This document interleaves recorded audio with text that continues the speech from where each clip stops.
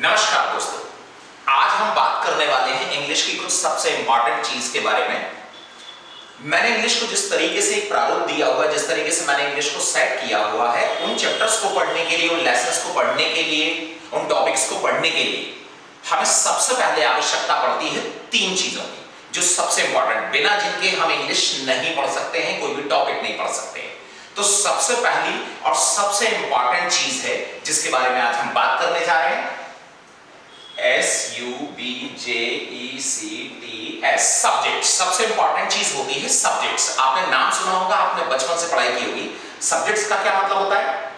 Subjects के तीन मतलब होते हैं। आज मैं आपको इसके एक वर्ड के तीन मतलब बताने वाला हूं। सब्जेक्ट्स मतलब विषय, हिंदी, इंग्लिश, मैथ, साइंस, जो हम बचपन से पढ़ते आ रहे हैं। इसका एक और मतलब होता है जो बहुत कम लोगों को पता होता है, जिसका मतलब होता है प्रजा। पहले के जमाने में राजा महाराजा की प्रजा होती थी जो हाथी घोड़े पे चलते थे, तो प्रजा को भी इंग्लिश में क्या कहा जाता है? सब्जेक्ट्स। इसका एक मतलब और होता है जिसको हम लोग बोलते हैं कर्ता। कर्ता मतलब होता है काम करने वाला। कर्ता को इंग्लिश में क्या कहा जाता है? सब्जेक्ट्स। प्रजा को भी इंग्लिश में क्या बोलते हैं? सब्जेक्ट्स। और विषय को भी हम लोग बोलते हैं सब्जेक्ट्स। अंडरस्टूड? अच्छा, वन थिंग, अब इनमें से हमें पढ़ना कौन सा है? हमें पढ़ना है कर्ता। कर्ता मतलब होता है काम करने वाला। काम करने वाला कौन होता है? सबसे इंपॉर्टेंट, काम करने वाला। जैसे मैं को इंग्लिश में क्या कहा जाता है? आई। तुमको कहा जाता है यू। हमको बोलते हैं वी। ये वो चीजें हैं जो हम बचपन से पढ़ते आ रहे हैं, लेकिन एक बार इसको सिस्टमैटिक तरीके से देखना और समझना बहुत जरूरी होता है। वह पुरुषों के लिए, यदि कोई लड़का है, पुरुष, मेल कैरेक्टर, तो उसको हम लोग बोलेंगे ही। और वह स्त्रियों के लिए, इसको कहा जाता है शी। लड़का है तो ही, लड़की है तो शी।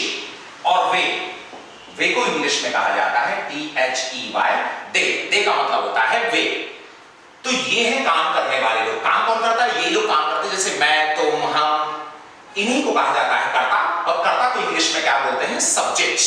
तो ये हम लोगों ने क्या पढ़ लिया अभी? Subjects, right? अच्छा, मैंने कहा था तीन चीजें जरूरी। तो एक तो हम लोगों को मिल गई सब्जेक्ट्स, मतलब कर्ता, काम करने वाले लोग। दूसरी चीज इसके साथ में जुड़ी होती है, जिसके साथ में कनेक्ट रहती है, जिसको हम लोग बोलते हैं ऑब्जेक्ट्स। ऑब्जेक्ट्स को हिंदी में कहा जाता है कर्म या फिर उद्देश्य। बट हम लोगों को यहां पर इतना याद रखना है कि अभी हम लोगों ने ये क्या पढ़े हुए? सब्जेक्ट्स। और अब हम क्या पढ़ रहे हैं? इन्हीं के ऑब्जेक्ट्स। आई का ऑब्जेक्ट होता है मी, और मी का मतलब होता है मुझे। और यू का ऑब्जेक्ट होता है यू, और यू का मतलब होता है तुम्हें या फिर आपको। वी का ऑब्जेक्ट होता है अस का मतलब होता है हमें।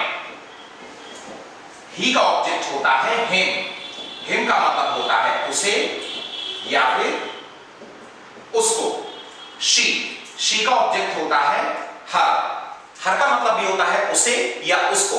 हर लड़कियों के लिए होता है और हिम लड़कों के लिए। हर का मतलब भी उसे या फिर उसको। और दे का ऑब्जेक्ट होता है दैम, THEM। दैम का मतलब होता है उन्हें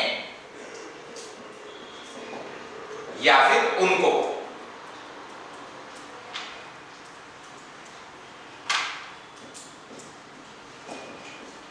राइट? तो ये दो चीजें सबसे इंपॉर्टेंट होती है हमारे लिए। कोई भी चैप्टर पढ़ना हो, कोई भी टॉपिक पढ़ना हो, तो सबसे पहले हमें ये दो चीजें पता होनी चाहिए, सब्जेक्ट्स एंड ऑब्जेक्ट्स। ये सब्जेक्ट्स हैं और ये इनके ऑब्जेक्ट्स हो गए।